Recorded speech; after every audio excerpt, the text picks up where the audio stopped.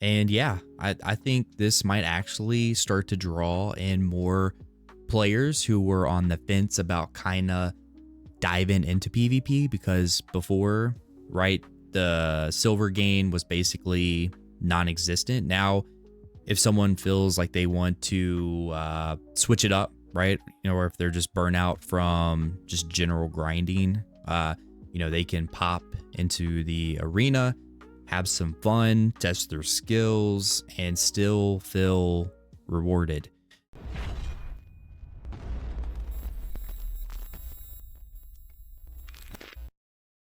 So this is kind of huge. The Arena of Solare, or maybe it's called Arena of Solare.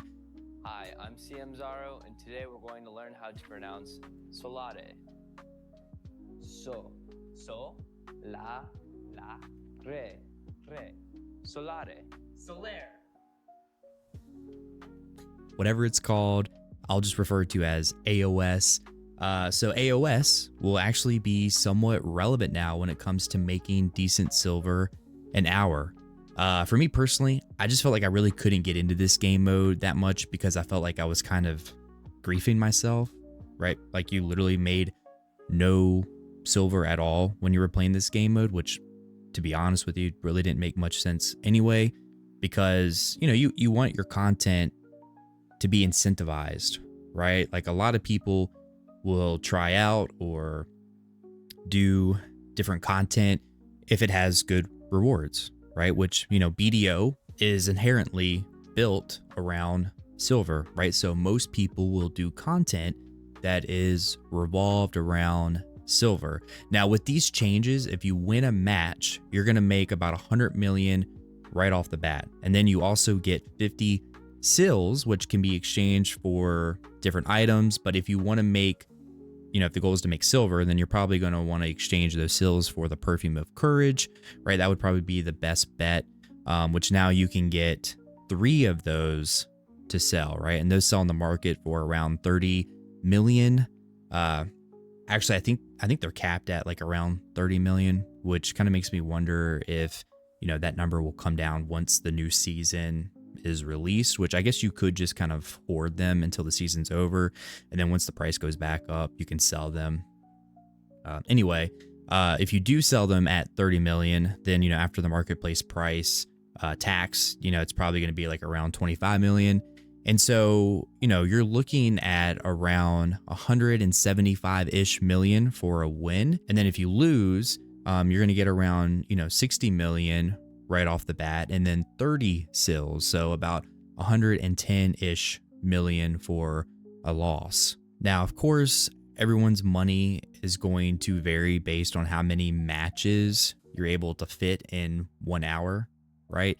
But let's just say on the low end, realistically, you could get in 5 matches, which I think you can definitely squeeze a few more in depending on your skill level, your teammates that you get matched with.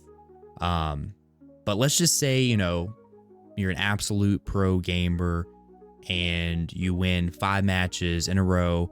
That's around 875-ish million an hour.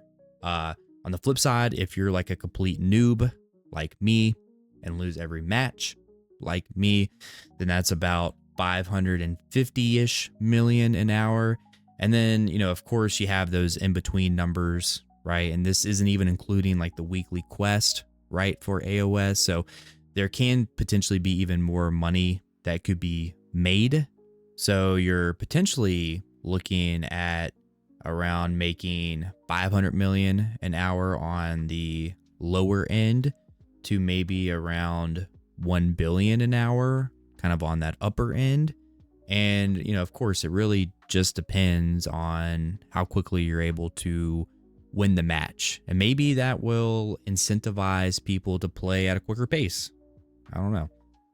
It's also really important to note that you must be a rank of 801 or plus in order to get the new rewards, right? So if you're below 801, then you'll just get the old rewards. But I think that's a good minimum ranking needed because it will help to eliminate, people just spamming matches and losing on purpose to get silver faster, right? So, essentially exploiting it, and PA definitely does not want this to be exploited.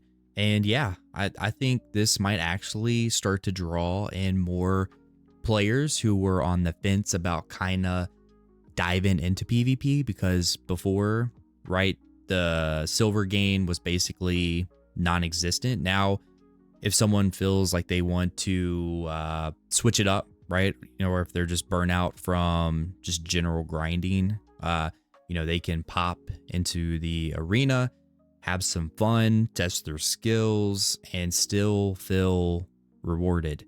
Now, of course, grinding at the higher end grind spots is still going to be the best, right, for obtaining the best money. But now you can at least participate in PvP and still progress your character. And I think that's very, very important just in general for a game, right? To have a variety of different incentivized content for a variety of different players. So, if you're mainly a PvP player, but always felt like you were forced to grind in circles all day, now you can actually go into the AOS and PvP during those specific times and now make decent money. So, I'm really glad that the developers are actually listening to the feedback from players, right? I think, Choice has really talked about rewarding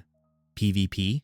So, it seems like PA is actually listening to that. So that's great, right? I think this is a great direction, and hopefully they don't revert the changes or, decrease the money, because I think this is just the right amount of money. But yeah, overall, I'm just glad that AOS will finally feel like it's going to be worth playing. But let me know your thoughts. Do you think this is going to make AOS more popular? Do you think this is too much silver, or maybe it's not enough? Let me know down in the comments on your thoughts. And I didn't talk about every single thing about the AOS changes, right? Like the HP changes, the gear changes. I'm not probably the best person to really talk about that. Mainly just about the rewards. But hey, if you made it to the end of this video, you are awesome. And I really, really appreciate the support. Make sure to hit that thumbs up if you liked the video, and I will see you in the next one. Peace.